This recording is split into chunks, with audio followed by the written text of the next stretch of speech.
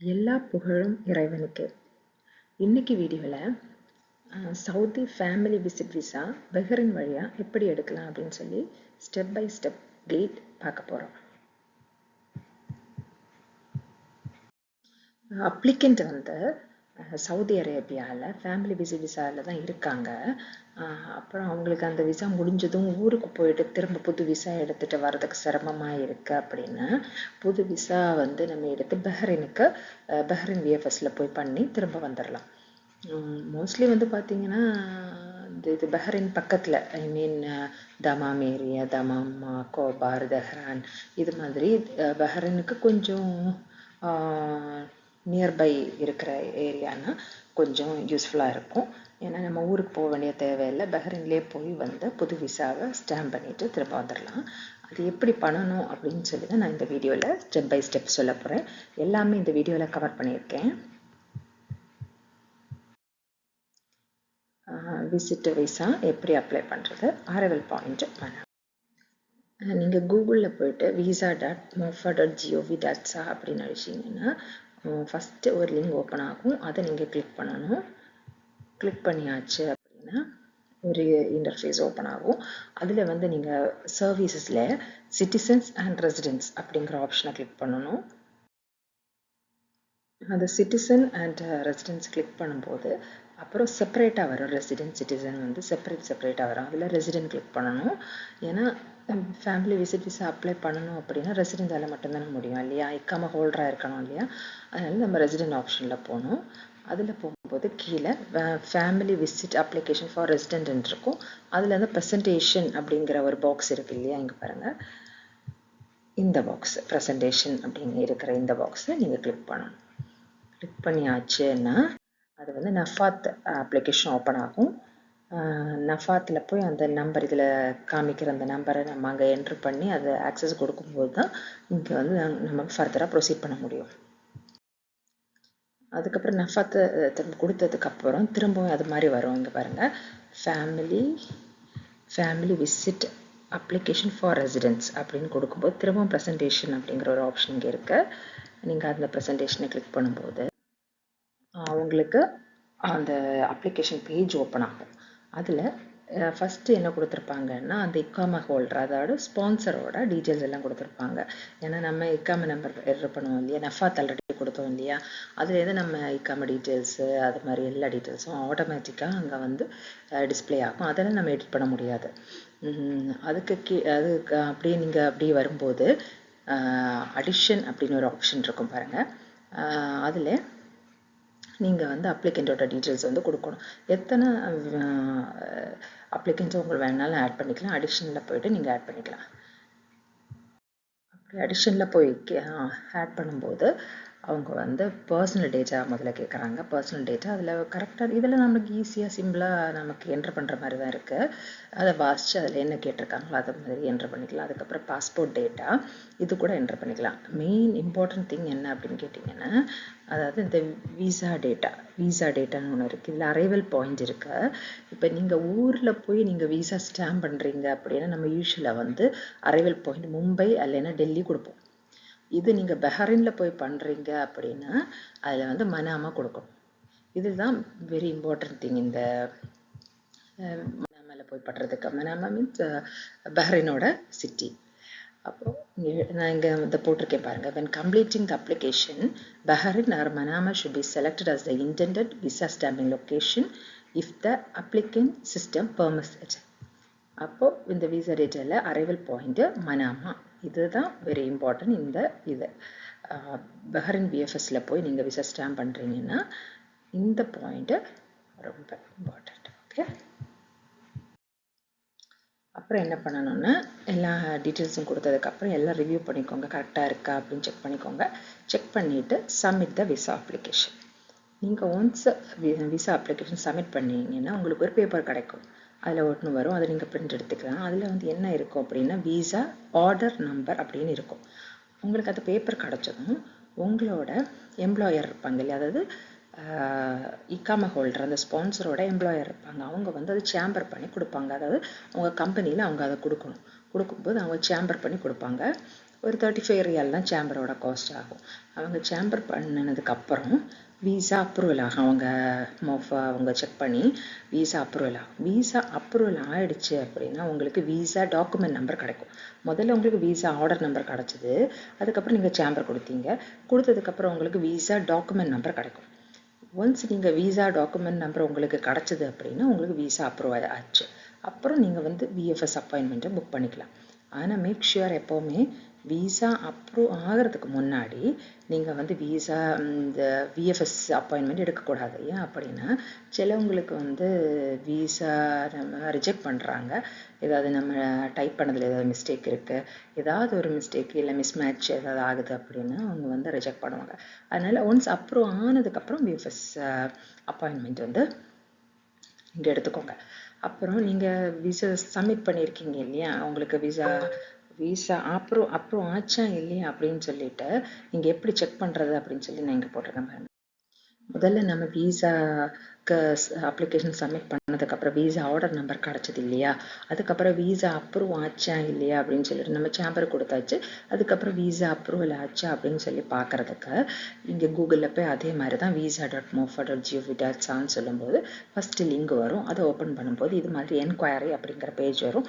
அதில் first order number கேட்டிருக்காங்க. Order number நான் சொன்னேன்ல அந்த பேப்பர்லேயே இருக்கும், வீசா ஆர்டர் நம்பர்னு இருக்கும். அதை டைப் பண்ணால் போதும். ரெஜிஸ்ட்ரி நம்பர் அப்படின்னா அந்த இக்காம ஹோல்டரோட, அதாவது ஸ்பான்சர் யார் வந்து வீசா அப்ளை பண்ணுறாங்களோ அவங்களோட இக்காம நம்பர், அப்புறம் இந்த இமேஜ் ஐக்கானை இங்கே தூக்கி போட்டு சப்மிட் கொடுத்தீங்கன்னா அதோட ஸ்டேட்டஸ் அங்கே காமிக்க ரிஜெக்ட் ஆகிடுச்சா இல்லை அப்ரூவ் ஆகிடுச்சா இல்லை இன் ப்ராசஸ் இருக்கா. சில டைம் நம்ம அப்ளை பண்ண அடுத்த 2-3 நாளுக்கு ஒன்றுமே காமிக்காது, ஜஸ்ட்டு அந்த ஆர்டர் நம்பர்லேயே தான் இருக்கும். அதுக்கப்புறம் அது அப்ரூவல் ஆகும்போது நமக்கு அது தெரிய வரும். இதுதான் வந்து visa Saudi visit visa Bahrain வழியாக அப்ளை பண்ணுறதுக்கான ப்ராசஸ். மெயின் திங் என்னென்னா நம்ம ஒரு இக்காம ஹோல்டர் தான் வந்து அது ஸ்பான்சர் தான் அப்ளை பண்ண முடியும். அதுக்கப்புறம் அவங்க அப்ளை பண்ணும்போது அரைவல் பாயிண்ட் மனாமான்னு கொடுக்கணும், அது இம்பார்ட்டன்ட் திங்கு. அதுக்கப்புறம் உங்களுக்கு முதல்ல இனிஷியலி வீசா ஆர்டர் நம்பர் தான் கிடைக்கும். அதுக்கப்புறம் சேம்பர் பண்ணதுக்கப்புறம் வீசா டாக்குமெண்ட் நம்பர் கிடைக்கும், அதாவது வீசா அப்ரூவல் கிடைக்கும். அதுக்கப்புறம் நீங்கள் விஎஃப்எஸ் அப்பாயின்மெண்ட் எடுத்துக்கலாம். இவ்வளோ தான் இதில். அதுக்கப்புறம் உங்களுக்கு எப்படி விஎஃப்எஸ் அப்பாயின்மெண்ட் எடுக்கணும் அப்படின்னு சொல்லி நான் சொல்லித்தரேன். பஹ்ரைன் விஎஃப்எஸோட அப்பாயின்மெண்ட்டை அதுக்கு நீங்கள் கூகுளில் போய் தஷீர் அப்படின்னு சொல்லி அடித்த போதும், அப்படி டைப் பண்ணிங்கன்னா ஃபஸ்ட்டு வர லிங்க் தஷீர் அப்படின்னு சொல்லி இருக்கு இல்லையா, அதையே கிளிக் பண்ணிக்கோங்க. அது கிளிக் பண்ணும்போது இது மாதிரி ஒரு பேஜ் ஓப்பன் ஆகும். இதில் வந்து பார்த்தீங்கன்னா இதில் ட்ராப் டவுன் லிஸ்ட் இருக்குது. யூஸ்வலாக நம்ம ஊரில் இருந்து விஎஃப்எஸ் அப்பாயின்மெண்ட் இல்லை நம்ம கொச்சிக்கு எடுக்கிறோம், இல்லையானா வேறு விஎஃப்எஸ் சென்டர்ஸுக்கு எடுக்கிறோம், மும்பைக்கு எடுக்கிறோம் அப்படின்னா நம்ம எப்படின்னா கொடுப்போம்னா இந்தியா இங்கிலீஷ் அப்படின்னு கொடுப்போம் ஆப்ஷன். ஏன்னா நம்ம விஎஃப்எஸ் சென்டரை சூஸ் பண்ணக்கூடிய ஆப்ஷன் தான் இது. அப்போ நம்ம இப்போ பஹ்ரைனில் விஎஃப்எஸ் சென்டரை எடுக்கிறோம்னா இதில் மெயின் திங் அந்த ட்ராப் டவுன் லிஸ்ட்டில் போய்ட்டு நான் காமிக்கிறேன். இந்த ட்ராப் டவுன் லிஸ்ட்டில் போய்ட்டு பஹ்ரைன் இங்கிலீஷ் இப்படி இருக்கு இல்லையா, இந்த ஆப்ஷன் நீங்கள் சூஸ் பண்ணணும். அப்போ தான் உங்களுக்கு பஹ்ரைன் விஎஃப்எஸ் சென்டர் உங்களுக்கு கிடைக்கும். இது இம்பார்ட்டன்ட் திங் இதில். ஓகே, பஹ்ரைன் விஎஃப்எஸ் அப்பாயின்மெண்ட் எடுக்கிறதுல இம்பார்ட்டன்ட் திங் இதுதான். பஹ்ரைன் இங்கிலீஷ் நீங்கள் டைப் பண்ணணும், ட்ராப் டவுன் லிஸ்ட்லேருந்து செலக்ட் பண்ணணும். அப்படி நீங்கள் செலக்ட் பண்ணோன்னே இந்த பேஜ் ஓப்பன் ஆகும். முன்னாடி தஷீர் இருந்தது, இப்போ தஷீர் கனெக்ட்னு இருக்குது அப்படின்னு சொல்கிறாங்க. கோ டு தஷீர் கனெக்ட் இந்த ஆப்ஷனை கிளிக் பண்ணணும். கிளிக் பண்ணும்போது இங்கே பாருங்கள் நிறைய அவங்களோட சர்வீசஸ் கொடுத்துருக்காங்க. அதில் first one book visa appointment at the Tasheer centre. உங்களுக்கு விசா அப்பாயின்மெண்ட் புக் பண்ணணும்னா இது ஃபஸ்ட்டு இங்கே கிளிக் பண்ணணும். செகண்ட் ஒன் பாருங்கள், இது வந்து மேனேஜ் விசா அப்பாயின்மெண்ட்டு. அதாவது உங்களுக்கு நீங்கள் அப்பாயின்மெண்ட் எடுத்ததுக்கப்புறம் உங்களுக்கு டேட் மாற்றணும் இல்லை டைம் மாற்றணும் இல்லை ஏதோ டீட்டெயில்ஸ் எடிட் பண்ணணும், நீங்கள் தப்பாக கொடுத்துட்டீங்க எடிட் பண்ணணும் அப்படின்னு நீங்கள் மேனேஜ் விசா அப்பாயின்மெண்ட்டில் போய் பண்ணிக்கலாம். அதுக்கப்புறம் ட்ராக் விசா அப்ளிகேஷன் ஸ்டேட்டஸ், இது நம்மளுக்கு தேவைப்படும். எதுக்கு அப்படின்னா நம்ம விஎஃப்எஸில் டாக்குமெண்ட்ஸ் எல்லாம் சப்மிட் பண்ணதுக்கப்புறம் நம்மளோட விசா ஸ்டாம்ப் ஆகிடுச்சா அப்படின்னு சொல்லி பார்க்குறதுக்கு இதில் விசா அப்ளிகேஷனில் ஸ்டாம்ப் ஆகிடுச்சு, நம்ம பாஸ்போர்ட்டை கலெக்ஷனுக்காக வச்சுருக்காங்களா என்னதுனாலும் நம்ம இங்கே போய் தஷீரில் போய் செக் பண்ணிக்கலாம். ஓகே, இது இம்பார்ட்டன்ட் திங். ஓகே, விசா கூட ஏதாவது என்கொயரி இருந்தாலும் நம்ம இங்கே போட்டு பார்த்துக்கலாம். ஓகே, இதுதான் அவங்களோட சர்வீசஸ். அப்புறம் அதில் நம்ம வந்து விசா அப்ளிகேஷன் ஃபஸ்ட் ஆப்ஷன் இருக்கு இல்லையா, அதை நம்ம கிளிக் பண்ணும்போது சைன் அப் அப்படிங்கிற ஆப்ஷன் வரும். ஏன்னா நமக்கு ஏற்கனவே தஷீரில் அக்கௌண்ட் இல்லை அப்படின்னா நம்ம வந்து இங்கே ஓப்பன் பண்ணிக்கலாம். சைன்அப் கொடுத்து டீட்டெயில்ஸ் எல்லாம் கொடுக்கணும். ஃபர்ஸ்ட் நேம், அப்புறம் வந்து பாஸ்வேர்டு. அவங்க வந்து பாஸ்வேர்டு செலக்ட் பண்ணும்போது ஒரு அப்பர் கேஸ், லோவர் கேஸ், அப்புறம் வந்து ஒரு நம்பர், ஒரு ஸ்பெஷல் கேரக்டர் அப்படி சொல்லி போட்டு நம்ம வந்து பாஸ்வேர்டை க்ரியேட் பண்ணணும். கன்ஃபார்ம் கொடுக்கணும். அக்ரி நீங்கள் அந்த டேர்ம்ஸ் அண்ட் கண்டிஷன்ஸ் அக்ரி பண்ணால் தான் உங்களுக்கு ஃபர்தராக ப்ரொசீட் பண்ண முடியும். இது மாதிரி நீங்கள் சைன்அப் பண்ணிக்கலாம். இதெல்லாம் நம்ம ஈஸியாக பண்ணிக்கலாம். அதில் என்ன இன்ஸ்ட்ரக்ஷன்ஸ் வருதோ அதை மாதிரி நம்ம ஃபில்அப் பண்ணி ஈஸியாகவே பண்ணிக்கிற மாதிரி தான் இருக்குது. சைன்அப் கொடுத்ததுக்கப்புறம் அப்போ உங்களுக்கு யூசர் நேம் பாஸ்வேர்டு கிடச்சிரும். நீங்கள் சைன்அப் பண்ணியாச்சுன்னா உங்களுக்கு யூசர் நேம், அதாவது உங்களை இமெயில் ஐடியும் நீங்கள் ஒரு பாஸ்வேர்டு க்ரியேட் பண்ணிங்களா அந்த பாஸ்வேர்டும் சேர்த்து உங்களுக்கு கிடச்சிரும். அப்போ நீங்கள் லாகினே பண்ணிக்கலாம். லாகின் பண்ணதுக்கப்புறம் இந்த பேஜ் வரும். அதில் ஸ்டார்ட் அப்ளிகேஷன், இந்த ஸ்டார்ட் அப்ளிகேஷன் இருக்கு இல்லையா, இந்த ஸ்டார்ட் அப்ளிகேஷனை கொடுக்கணும்.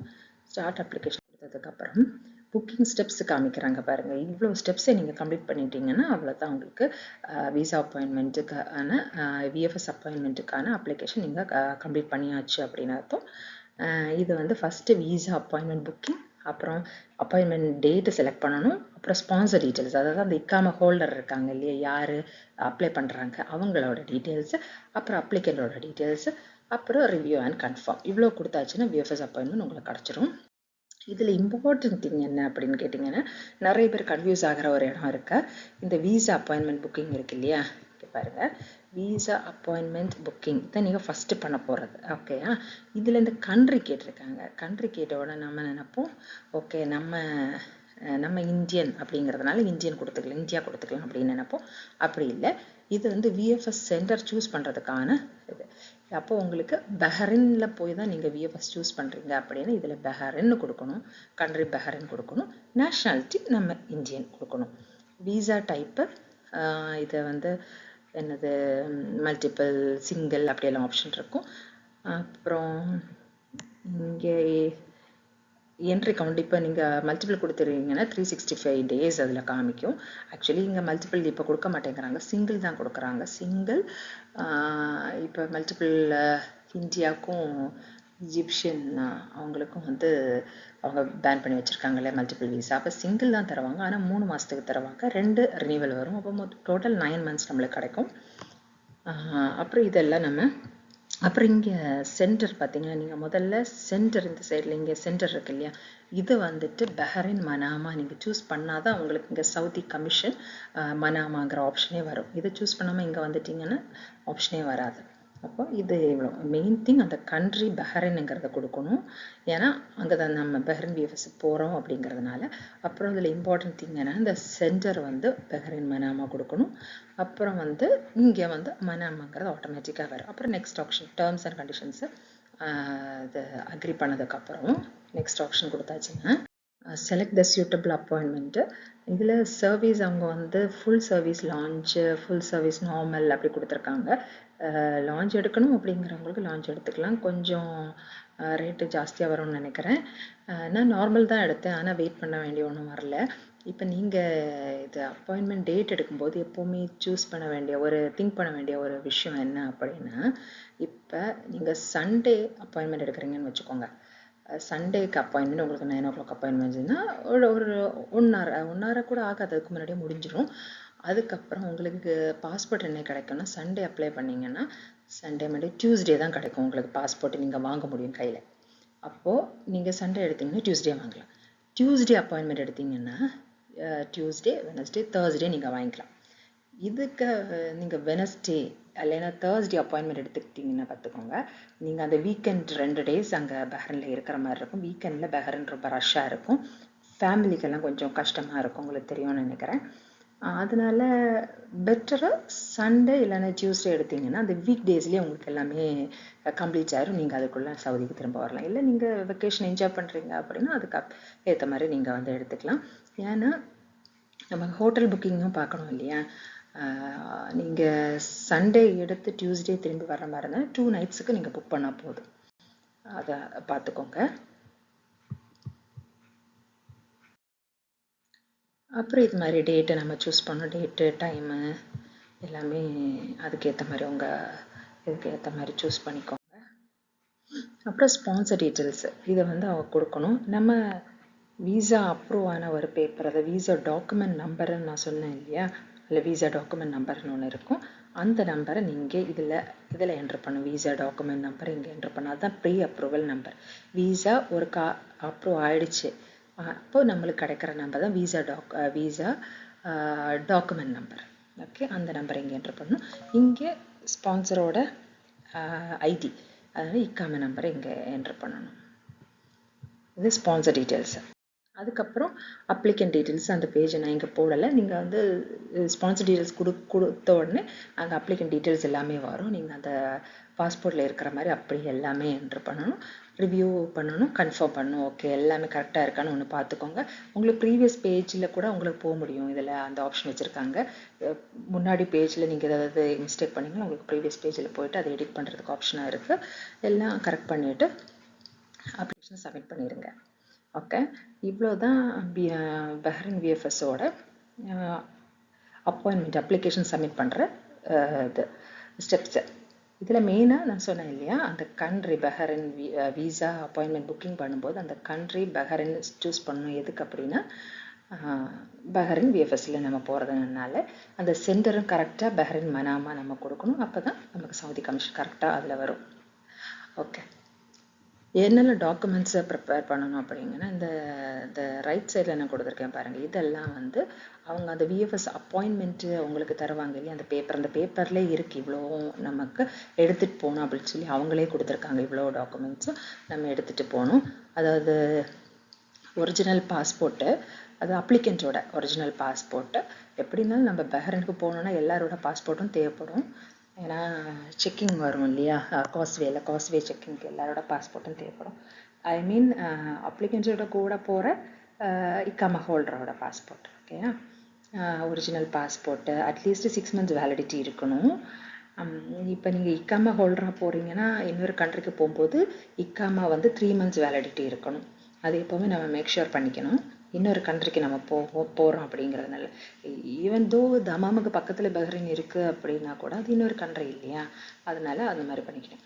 அப்போ ரீசன் ஃபோட்டோகிராஃப் வேணும், not more then 3 months.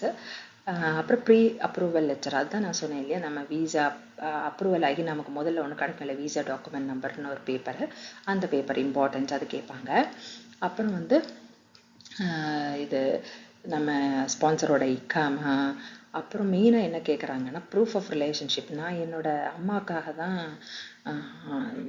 Visit visa எடுக்க பஹ்ரைனுக்கு போயிருந்தேன். அப்போ வந்து என்னோடய பர்த் சர்டிஃபிகேட் கேட்டாங்க. ஆக்சுவலி என்னோடய பர்த் சர்டிஃபிகேட் என்கிட்ட இல்லாமல் இருந்தது. நான் சொன்னேன் என்னோடய பர்த் சர்டிஃபிகேட் என்கிட்ட இல்லை அப்படின்னு சொன்னப்போ அவங்க சொன்னாங்க, அப்போ என்னோடய ரிஸ்கில் தான் நான் அப்ளை பண்ணுவேன், ஆனால் கிடைக்குமா கிடைக்காதான்னு தெரியாது, வீசா ஸ்டாம்ப் ஆகுமான்னு தெரியாது அப்படின்னு சொன்னாங்க. அப்போ நான் சொன்னேன், என்னோடய பாஸ்போர்ட்டில் வந்து என் அம்மாவோட அப்பாவோட பேர் இருக்குது. அப்போ அதுலேருந்தே தெரியும் இல்லையா அவங்களோட பொண்ணு நான் தான் அப்படின்னு. அவங்களுக்கு அந்த ரிலேஷன்ஷிப் வெரிஃபை பண்ணுறதுக்காக கேட்டாங்க. இப்போ நான் சொன்னேன் பர்த் சர்டிஃபிகேட் தான் வேணும்னு இல்லை, பாஸ்போர்ட்டில் கூட என் அம்மாவோட அப்பாவோட பேர் இருக்குது, என் அம்மா தான் அது அப்படின்னு சொல்லி சொன்னேன். அப்போ அவங்க சொன்னாங்க, ஓகே உங்களோட ரிஸ்கில் தான் நான் அப்ளை பண்ணுறேன் அப்படின்னு சொன்னாங்க. நான் சொன்னேன் ஒன்றால் நீங்கள் அப்ளை பண்ணுங்கள், கண்டிப்பாக கிடைக்கும் அப்படின்னு சொன்னேன். கண்டிப்பாக வந்தது. நாங்கள் சண்டே அப்ளை பண்ணோம். 9 o'clock எங்களுக்கு தான் ஃபஸ்ட் அப்பாயின்மெண்ட். 9 o'clock 1 hour முடிஞ்சுது. அந்த பயோமெட்ரிக்ஸ் எல்லாம் முடிஞ்ச உடனே, ஏன்னா ஃபிங்கர் பிரிண்ட் வைக்கணும் இல்லையா, அதில் தான் கொஞ்சம் லேட் ஆகிடுச்சு. ஃபிங்கர் பிரிண்ட் பயோமெட்ரிக்ஸ் எல்லாம் வச்சு முடிஞ்சோன்னா 1 hour முடிஞ்சுது. அதுக்கப்புறம் டியூஸ்டே சண்டே மண்டே நாங்கள் செக் பண்ணும்போது ஈவினிங் எல்லாம் ஸ்டாம்ப் ஆயிருந்தது. ஆனால் டியூஸ்டே தான் பாஸ்போர்ட் கொடுப்பாங்க. டியூஸ்டே அதனால் காலையில் போய் 9 o'clock எல்லாம் போய் நாங்கள் பாஸ்போர்ட்டை வாங்கிட்டோம். டியூஸ்டே இங்கே சவுதிக்கும் திரும்ப ரிட்டர்ன் வந்துட்டோம். அதனால் என்னென்ன டாக்குமெண்ட்ஸ் வேணும்னு சொல்லி இங்கே போட்டிருக்கா, அதை பார்த்து அதெல்லாம் எடுத்து வச்சுக்கோங்க. அப்புறம் ஸ்பான்சரோட பாஸ்போர்ட் காப்பி மெயின் இம்பார்ட்டன்ட். ஏன்னா இது மாதிரி ரிலேஷன்ஷிப் வெரிஃபிகேஷனுக்காக கேட்டாங்கன்னா கொடுத்துக்கலாம். இப்போ அந்த பாஸ்போர்ட்டில் இப்போ ஸ்பவுஸுக்காக நம்ம பார்க்கும்போது கூட அதில் ஒய்ஃப் இல்லை ஹஸ்பண்டோட பேர் இருக்குது அப்படின்னா அது கூட ப்ரூஃபாக அவங்க அக்செப்ட் பண்ணி ஆக்சுவலி பண்ணணும். ஆனால் அவங்க அப்படி சொன்னாங்க. இருந்தாலும் அது எம்பசிக்காரவங்க அதை ஏற்றுப்பாங்க. ஓகே, அதுக்கப்புறம் எல்லா டாக்குமெண்ட்ஸ் எல்லாம் பண்ணியாச்சு அப்படின்னா அப்பாயின்மெண்ட்டை அட்டன் பண்ண வேண்டியது தான்.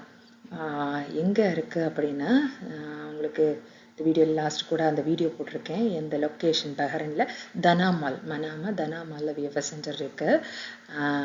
அங்கே நம்ம போகணும், டாக்குமெண்ட்ஸ் எல்லாம் கொடுக்கணும், பயோமெட்ரிக்ஸ் வைக்கணும். அப்புறம் பேமெண்ட் வந்து எங்களுக்கு வந்து 53 பஹ்ரைன் தினார் ஆயிடுச்சு. 53 அப்படின்னா சவுதி ரியாலில் ஒரு 530 ரியால் வரும். சவுதி ரியால் அவ்வளோ நம்ம பே பண்ண வேண்டியிருக்கும். ஓகே, சப்மிஷன் ப்ராசஸ்ஸு நம்ம வந்து அப்பாயின்மெண்ட் டேட்டுக்கு, விஎஃப்எஸ் அப்பாயின்மெண்ட் டேட்டுக்கு 15 மினிட்ஸ் முன்னாடி அங்கே போகணும். ரிசப்ஷனில் போயிட்டு செக்யூரிட்டி செக்கிங் எல்லாம் இருக்கும். அங்கேருந்து டோக்கன் தருவாங்க, அதை வாங்கிட்டு அதுக்கப்புறம் நம்ம டோக்கன் நம்பர் கூட்டது நம்ம அந்த கவுண்டரில் போயிட்டு டாக்குமெண்ட்ஸ் எல்லாம் சப்மிட் பண்ணணும். சப்மிட் பண்ணதுக்கப்புறம் திரும்ப ஒரு கவுண்டர் கூப்பிடுவாங்க. அங்கே போயிட்டு நம்ம பயோமெட்ரிக்ஸ் வைக்கணும். பயோமெட்ரிக்ஸ் வச்சதும் ஒரு ரெசிப்ட் தருவாங்க, அதை பத்திரமா வச்சுக்கணும். ஏன்னா அதில் ஒரு அப்படின்னு ஸ்டார்ட் பண்ணுற ஒரு இன்ஜாஸ் நம்பர் இருக்குது, அதுதான் இம்பார்ட்டன்ட். அதில் இந்த நம்பர் வச்சு தான் நம்ம வந்து நம்மளோட வீசா ஸ்டாம்ப் ஆகிடுச்சா, பாஸ்போர்ட் எங்கே இருக்குது அப்படின்னு தான் நம்ம ட்ராக் பண்ண முடியும். அது ஒரு நமக்கு இம்பார்ட்டன்ட். அதனால் அந்த ரெசிப்டை பத்திரமா வச்சுக்கணும். எப்படி ட்ராக் பண்ணுறது அப்படின்னு நான் சொல்கிறேன். 2 விதமாக நம்ம ட்ராக் பண்ணிக்கலாம். மோஃபாவில் போயும் நம்ம ட்ராக் பண்ணிக்கலாம், இல்லைன்னா தஷீரில் போயும். அதாவது விஎஃப்எஸ் நம்ம சப்மிட் பண்ணதுக்கப்புறம் அது ஸ்டாம்ப் ஆகிடுச்சா இல்லையான்னு ட்ராக் பண்ணுறது 2. அப்புறம் நமக்கு என்ன தேவை அப்படின்னா, பஹ்ரைன் விசா எடுக்கணும். அதுக்கு வந்து இப்போ இக்காமா ஹோல்டராக இருந்தால் கூட, இப்போ சவுதி இக்காமா ஹோல்டர் தான் அவங்க கூட கம்பெனி வர்றாங்க அப்படின்னா கூட, ஆனால் அவங்களுக்கு எல்லா ப்ரொஃபஷனுக்கும் ஆன் அரைவல் விசா தரமாட்டாங்க. அப்போது இப்போ இந்த கன்ஸ்ட்ரக்ஷன் ஒர்க்கர், லேபர், அது மாதிரி இக்காமா இல்லை சில ப்ரொஃபஷன்ஸுக்கு வந்து ஆன் அரைவல் பஹ்ரைன் பார்டரில் ஆன் அரைவல் விசா தரமாட்டாங்க. அப்படின்னா அவங்களுக்கு எக்ஸிட் ரீஎன்ட்ரி எடுத்து பஹ்ரைன் விசாவை எடுக்கணும். ஆனால் அப்ளிகண்ட்ஸுக்கு கண்டிப்பாக பஹ்ரைன் விசா வேணும். ஏன்னா அவங்க ஏற்கனவே சவுதியில் விசிட் விசாவில் தான் இருக்காங்க. அப்போ இங்கேருந்து அவங்க பஹ்ரைனுக்கு இன்னொரு நாட்டுக்கு போகணும் அப்படின்னா அவங்களுக்கு பஹ்ரைன் விசா ரொம்ப முக்கியம். அப்போ விஎஃப்எஸ்க்கு நம்ம போகணும் அப்படின்னாலே பஹ்ரைன் விசா நம்ம எடுத்துருக்கணும் முதல்ல. அப்போ என்ன பஹ்ரைன் விசா விசா அப்ளை பண்ணுறதுக்கு அவங்களோட பஹ்ரைனோட அஃபிஷியல் சைட்டே இருக்குது, என்பிஆர்ஏ அப்படின்னு சொல்லிட்டு ஒரு பஹ்ரைனோட அஃபிஷியல் சைட்டே இருக்குது. அதில் போய் கூட நீங்கள் டீட்டெயில்ஸ் கொடுத்து லாகின் பண்ணிவிட்டு அதுலேயும் அப்ளை பண்ணிக்கலாம். இல்லை அப்படின்னா அவங்களோட நீங்கள் சும்மா கூகுளில் போய்ட்டு பஹ்ரைன் விசா போர்ட்டல்னு அடித்தாலும் வரும், டைப் பண்ணிங்கனாலும் வரும். அதில் போய்ட்டு நீங்கள் பண்ணிக்கலாம். Apply for A visa. அந்த விசா கரெக்டாக செலக்ட் பண்ணோம். நமக்கு விசா 15 டேஸ்க்கு விசா வேணுமா, 3 மந்த்ஸுக்கு மல்டிபிள் வேணுமா, என்னென்னலாம் அவங்க கேட்குறாங்க, அதுக்கேற்ற மாதிரி நமக்கு இப்போ விஎஃப்எஸ் அப்பாயின்மெண்ட்டுக்காக மட்டும்தான் நம்ம பஹ்ரைன் போகிறோம் அப்படின்னா ஒரு 15 டேஸுக்குள்ள விசாயே போதுமானது. எனக்கு வந்து அவங்க ஆன் அரைவல் விசா கொடுத்தாங்க. என் அம்மாவுக்கு வந்துட்டு நாங்கள் வந்து பஹ்ரைன் விசா எடுத்திருந்தோம். அது நம்ம இக்காமா ப்ரொஃபஷனை பொறுத்து. ஆனால் இக்காமா இருக்குது அப்படிங்கிறதுனால ஆன் அரைவல் தர மாட்டாங்க, அந்த ப்ரொஃபஷனை பொறுத்து தான் தருவாங்க. ப்ரொஃபஷன் என்ன விசா எடுக்கிறோம் அதை பொறுத்தெல்லாம் தருவாங்க. அதை வந்து மேக் ஷூர் பண்ணிக்கோங்க. அப்புறம் நம்ம அதில் கேட்டிருக்கிற எல்லா டீட்டெயில்ஸும் கொடுக்கணும். Upload the required documents, review the application. Fees வந்து 10 BHD வரும், அதாவது 100 ரியால்.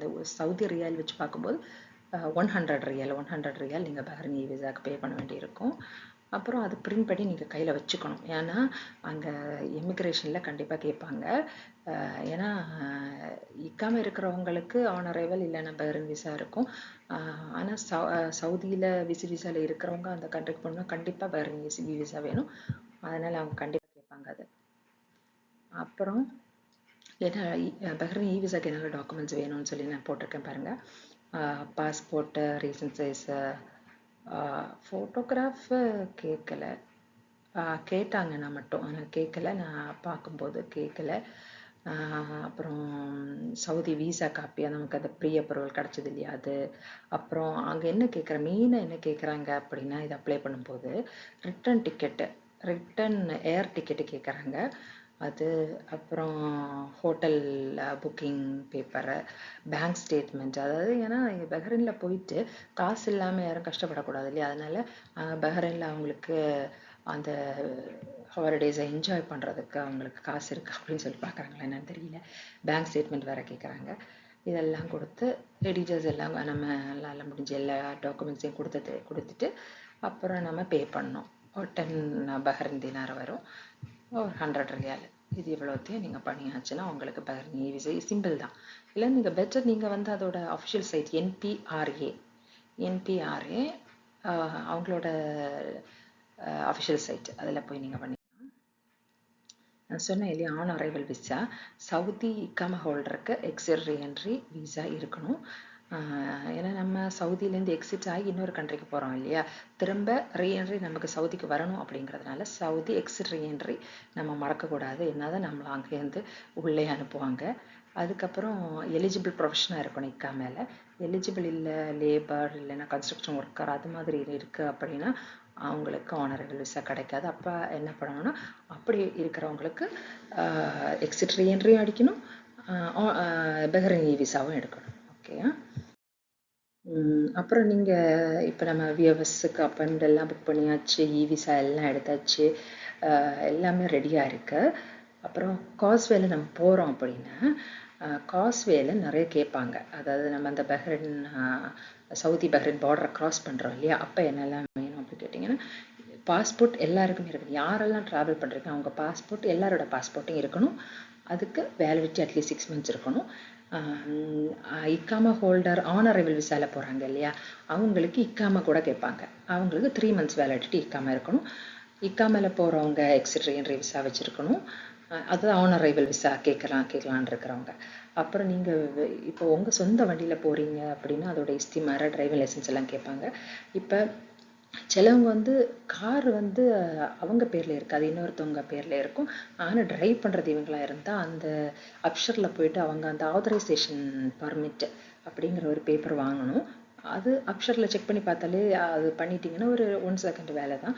அந்த ஆத்தரைசேஷனை மாற்றி கொடுத்தீங்கன்னா அந்த பேப்பரை நீங்கள் வச்சுக்கணும், கண்டிப்பாக அவங்க கேட்பாங்க. அது வந்து ஓனர் வந்து மாற்றி என்னோட கார் தான் ஆனால் இவர் வந்து ட்ரைவ் பண்ணுவார் அப்படிங்கிற ஒரு ஆத்தரைசேஷன் கொடுக்கணும். அது கண்டிப்பாக வச்சுருக்கணும்.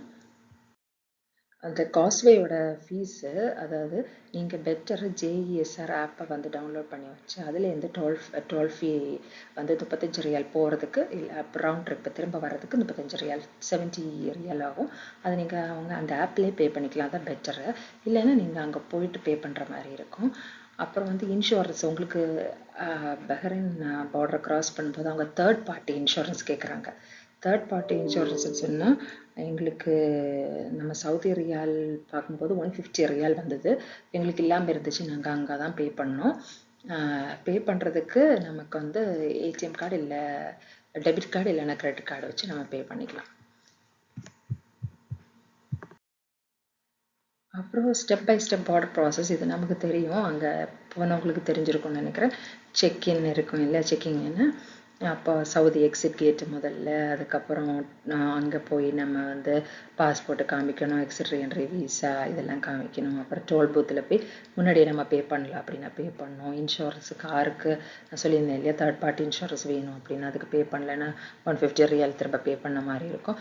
அப்புறம் பஹ்ரைன் இமிக்ரேஷன் அதில் வந்து அவங்க விசா எல்லாம் கேட்பாங்க, விசா பாஸ்போர்ட் ஃபிங்கர் பிரிண்ட் வைக்கணும். எல்லாம் வச்சு எல்லாம் ஓகே அப்படின்னா அவங்க நம்மளை உள்ளே போங்க அப்படின்னு சொல்லுவாங்க. ஓகேயா. அதுக்கப்புறம் என்னென்னா மிஸ்செலேனியஸ். இதில் மெயினாக நம்ம பஹ்ரைனுக்கு போகிறோம், இது இன்னொரு கண்ட்ரி அப்படிங்கிற. இப்போ தமாம்லேருந்து நம்ம போகும்போது ஈஸியாக பஹ்ரைனுக்கு போயிடுறோம் 1 hourல. ஆனாலும் வந்து அது இன்னொரு கண்ட்ரி அப்படிங்கிறது நமக்கு எப்போவுமே ஞாபகம் இருக்கணும். என்ன பிரச்சனைன்னா நாங்கள் இன்டர்நேஷ்னல் ரோமிங் போட மறந்துட்டோம்.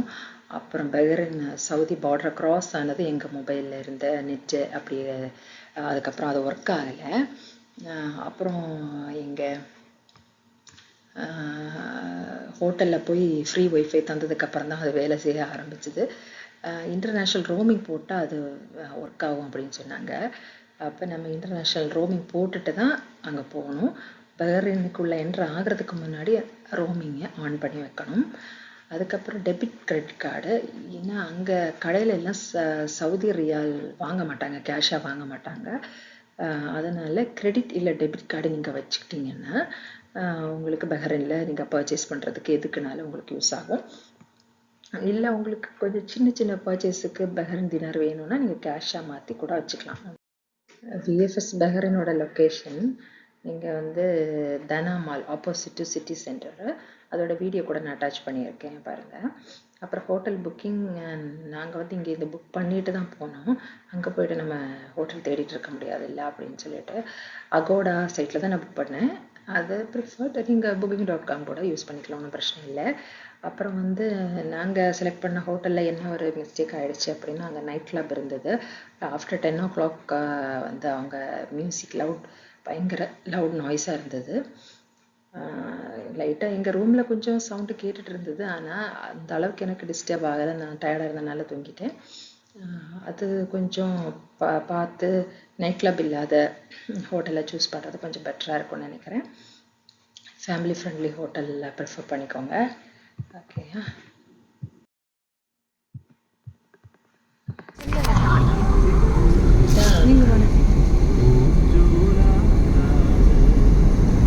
அதான் தனா மால்.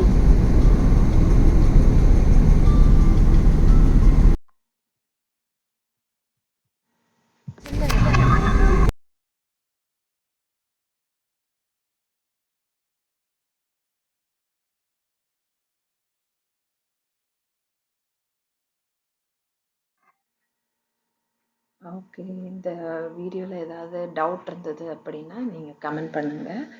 நான் என்னால் முடிஞ்ச வரைக்கும் ரிப்ளை பண்ண ட்ரை பண்ணுறேன். Okay, thank you.